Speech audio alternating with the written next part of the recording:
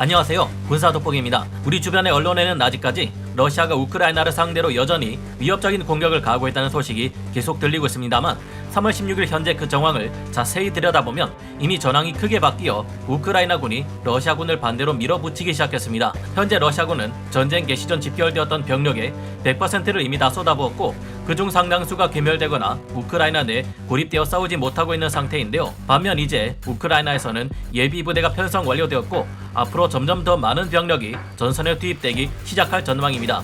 이제는 우크라이나가 병력의 물량 면에서도 거꾸로 러시아를 압도하기 시작한다는 것인데요. 이런 와중에 러시아군의 네 번째 장군 전사 소식이 나왔는데 무려 러시아 연합군 사령관이 처참하게 전사하기까지 했습니다.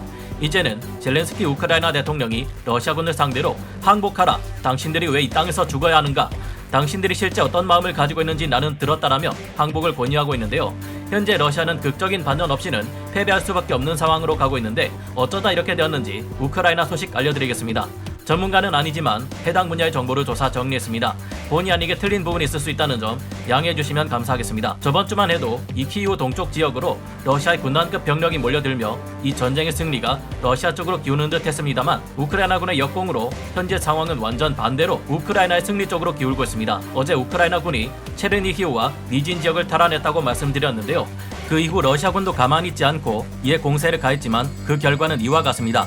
3월 15일에만 해도 니진 지역에서 공세를 가하던 세계 방향의 러시아군 공세가 지도에 표시되었는데요. 어제 3월 15일 니진에서 세계 방향으로 갈라져 내려오던 러시아 병력들 중 2개는 아예 사라졌으며 이미 격퇴되었다는 것을 뜻합니다. 3월 16일 전황 지도에서 이들 중 하나는 우크라이나군을 피해 프릴레프 지역으로 향하고 있습니다. 이렇게 되자 3월 15일 원형을 이루며 키우 동쪽에 모여있던 러시아의 군단급 병력은 보시다시피 공격을 하려다 말고 후방에 있는 체르니히우와 니진을 되찾기 위해 돌아갔고 그 결과 이처럼 길쭉한 지팡이 모양으로 포진되어 있습니다. 동부의 군단급 러시아 병력은 현재 후방의 체르니히우와 니진을 우크라이나군에게 빼앗겼기 때문에 보급이 차단당하고 우크라이나군에 둘러싸여 고립된 상태인데요. 러시아군은 탄약과 식량, 연료가 소진되어 가고 있기에 이 같은 상황이 변하지 않을 경우 이들은 대규모로 항복을 하고 포로가 되어버릴 수 있습니다. 2차 세계대전 당시 수많은 독일군들이 사단급으로 항복하고 나온 것처럼 말이죠. 이 지역의 보급로를 끊어버린 것은 이 전쟁에 있어 의의가 큽니다.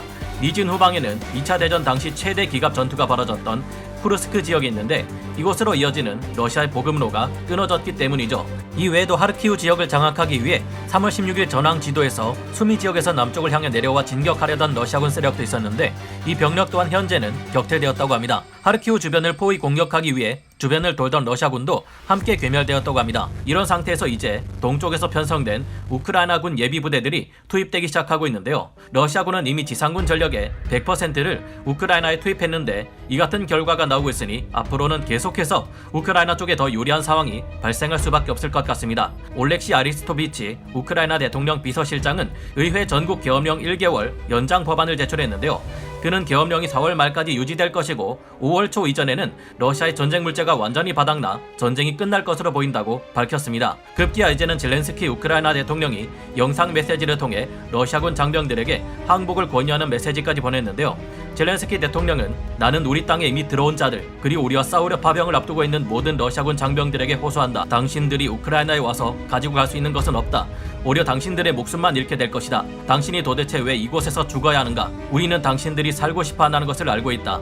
우리는 당신들의 통신을 도청하면서 당신들이 이 전쟁에 대해 얼마나 수치심을 느끼고 있으며 당신들이 조국에 대해 어떤 생각을 가지고 있는지 모두 들었다. 우리는 당신들이 가족들에게 전화로 말하는 것을 듣고 당신들은 진심으로 살고 싶어 한다는 것을 알게 됐다. 살아서 가족에게 돌아가려면 항복해야 한다.